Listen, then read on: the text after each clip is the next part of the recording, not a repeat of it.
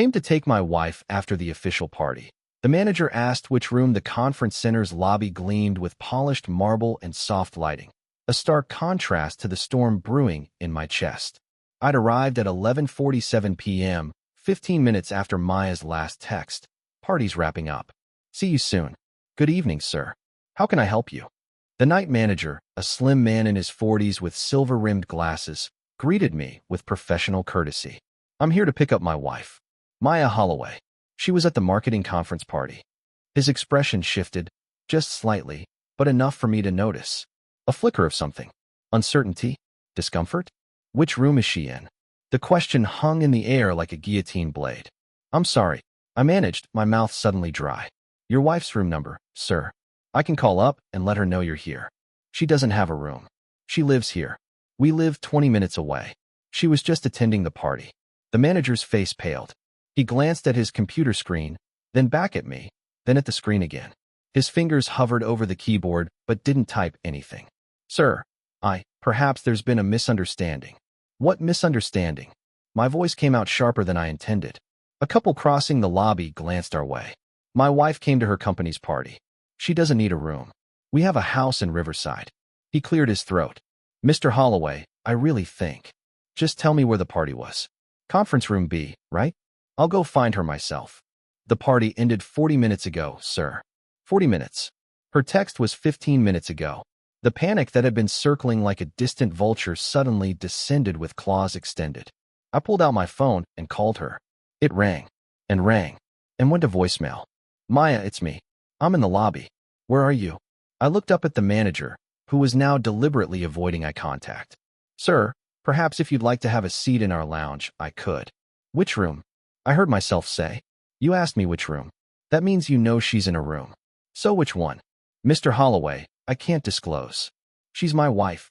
My voice echoed across the marble floors. The receptionist at the far end of the desk looked over nervously. We've been married for 7 years. 7 years. And you're telling me she's in a room somewhere in this hotel, and you won't tell me which one. The manager's jaw tightened.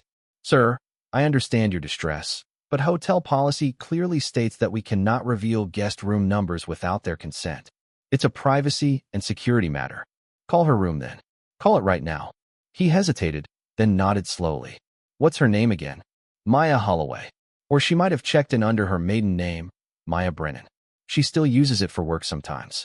His fingers moved across the keyboard. Click, click, click, then stopped. I have a Maya Brennan in room 817. Room 817. The number seared itself into my brain. Call it. He picked up the phone and dialed. I watched his face as it rang. Once, twice, 3 times, 4. No answer, sir. Try again. Mr. Holloway. Try. Again. He dialed once more. Same result. No answer. I tried her cell again. Straight to voicemail this time. She'd turned it off. My hands were shaking. I pressed them flat against the marble counter to steady myself. How long has she had that room?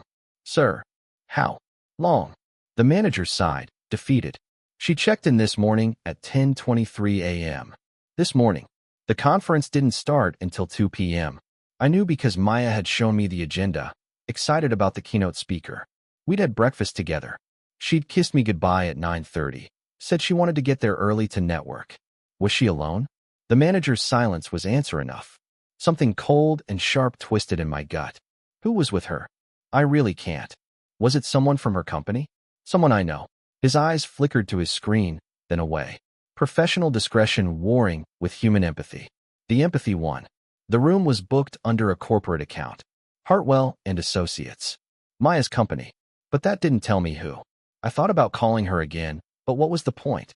She knew I was here. The front desk had called her room twice. If she wanted to come down, she would have.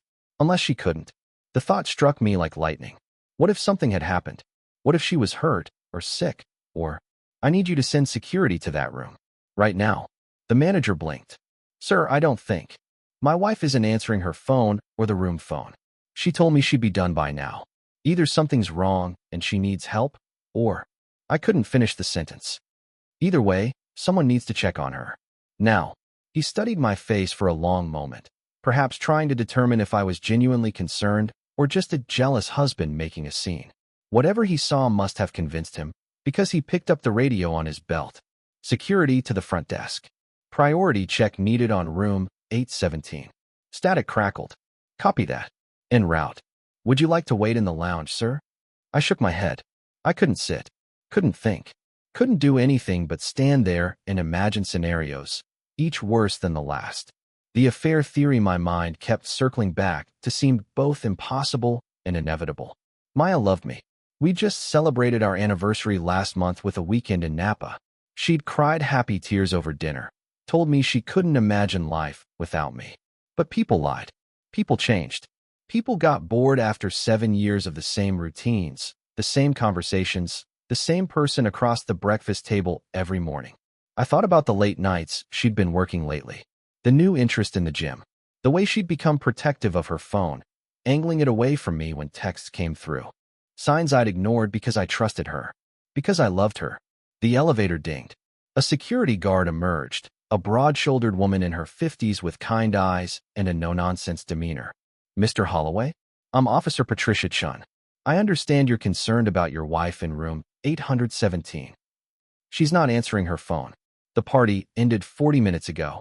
She was supposed to meet me. Patricia nodded. Let's go check on her together. The elevator ride to the 8th floor felt like descending into hell. Patricia made small talk about the weather, probably trying to defuse the tension radiating off me in waves. I couldn't respond. Could barely breathe. The hallway was carpeted in deep burgundy, walls lined with modern art prints. Door after door, each hiding its own stories, its own secrets. 807, 809, 811. We stopped at 817. Patricia knocked. Hotel security. We received a wellness check request. Silence. She knocked again, louder. Ma'am, if you don't respond, I'm authorized to enter the room. More silence. She pulled out a master keycard and looked at me. Sir, I need you to stay back while I... The door opened. Maya stood there in the hotel bathrobe, her hair wet from a recent shower, makeup washed off. Behind her, I could see the room. King-sized bed with rumpled sheets, 2 wine glasses on the nightstand, clothes scattered on a chair. Her face went through a sequence of emotions in rapid succession. Surprise, confusion, fear, guilt. James, what are you doing here? My voice came out strangled. What am I doing here? You told me to pick you up after the party. I texted you. I said I got a room. I was too tired to drive. I pulled out my phone with shaking hands, scrolled through our messages. Her last text, party's wrapping up. See you soon. No, you didn't.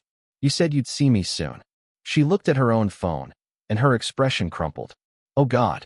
James, I'm so sorry. I meant to send it, but I must have. I thought I hit send. I was exhausted and I just... Officer Chin glanced between us. Everything all right here, man? Yes, Maya said quickly.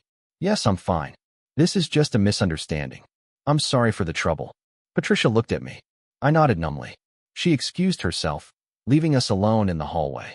Can I come in? I asked. Maya hesitated, just for a second, but I saw it. Then she stepped back and let me enter. The room smelled like her perfume mixed with something else. Wine. And a cologne I didn't recognize. Who else was here? No one. Maya. There are 2 glasses. And that's not my cologne. She wrapped the robe tighter around herself. Jason Bradley was here earlier. From the Chicago office. We were discussing the merger proposal. Jason Bradley. I'd met him once at a company picnic 2 years ago. Tall, athletic, charming. The kind of guy who made everyone in the room feel like his best friend. At 11 at night? In a hotel room? In your bathrobe? He left hours ago. I took a shower after. I was going to text you, but I fell asleep. Every word sounded reasonable, plausible, and yet they all felt like lies. Show me your phone. What? Your phone. Show me your messages with Jason. Her hand instinctively went to where her phone sat on the nightstand. James, you're being ridiculous. This is about trust. If you can't trust me. Trust. The word came out like a bark. I'm standing in a hotel room my wife rented without telling me, 20 minutes from our house, after midnight. And you're talking about trust? I'm telling you nothing happened. Then show me your phone. We stared at each other across the disheveled room, 7 years of marriage hanging in the balance. Finally, she picked up her phone and unlocked it. Handed it to me. I opened her messages. Found Jason's name. The last message was from 9:47 p.m. Thanks for tonight. You're amazing. Her response, you too. Let's keep this between us for now. I read the texts again and again, looking for context that would make them innocent. What does this mean, Maya? She took the phone back, read the messages, and closed her eyes. When she opened them, they were filled with tears. Jason offered me a position, VP of West Coast Operations. It's not public yet. The board hasn't approved it. That's what we were discussing. That's what needs to stay between us. Hope and suspicion warred in my chest. A VP position? She nodded. It would mean relocating to San Francisco for a year. Maybe two. I wanted to tell you, but I needed to think it through first. Figure out if it's even possible with your job, with our life here. So you discussed it with him. In a hotel room. For hours. We had dinner downstairs after the party. Then came up here to go over the contract details. He left around 10. I texted you, or thought I did, and got ready for bed. I wanted to believe her. God, how I wanted to believe her. But something still felt wrong. The rumpled sheets. The way she'd hesitated at the door. The cologne scent that seemed too strong for someone who'd left hours ago. If this is really about a job offer, why do I feel like you're lying to me? Maya's face crumpled. She sat on the edge of the bed and put her head in her hands. For a long moment, she didn't speak. Then, because I almost did. The words hit like a physical blow. Almost did what? Almost kissed him. Almost crossed a line I can't uncross. She looked up at me, mascara-stained tears running down her face. We were celebrating. The wine, the excitement about the position, the way he looked at me like I was brilliant and capable and not just someone's wife. And for one moment, one terrible moment, I wanted to kiss him. My knees felt weak. I sat in the chair near the window. But I didn't, she continued. I stopped it before it happened. Told him I loved my husband and I needed to go. He left. And I've been sitting here ever since, hating myself for even considering it. The room fell into silence. Outside the window, the city lights blurred through my tears. I don't know what to do with this, I finally said.